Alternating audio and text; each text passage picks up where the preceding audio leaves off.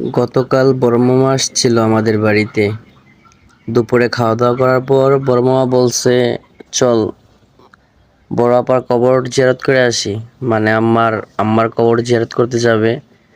তো কবরের সামনে যাওয়ার পরে দেখি মামা চোখ দিয়া পানি মুছতাছে আর আমাকে বলতাছে, কয় আগে যখন আমি তোদের বাড়িতে বেড়াতে আসতাম, তখন তোর আম্মা এইটা রান্না করে ওইটা রান্না করে আমাদের জন্য, খালি কয় কি খাবি কি খাবি কি খাবি।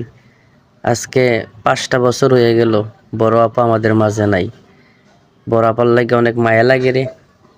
তোর আম্মা যদি বাচ্চা থাকতো, আজকে তোদের বাড়িতে আইলে তোর আম্মা কত খুশি হইতো, কত তান আমার লাগে তোর আম্মা রান্না করতো। তোর আম্মা খুব ভালো মানুষ ছিল। তোর আম্মার খুব স্বপ্ন ছিল তোর একটা বাড়ি করে দিতাম। অথচ দেখ, তোর আম্মা আজকে নাই, স্বপ্ন স্বপ্নই রয়ে গেল। এক পর্যায়ে মামা বলতাছে, চল তোর আব্বার সাথে দেখা করে যাই। কি? যাবো কবে? না, কাল সকাল ঠান্ডা আছে। না, কালকে আসলে আছে, মেহমান আছে। সমস্যা কিছু নেই।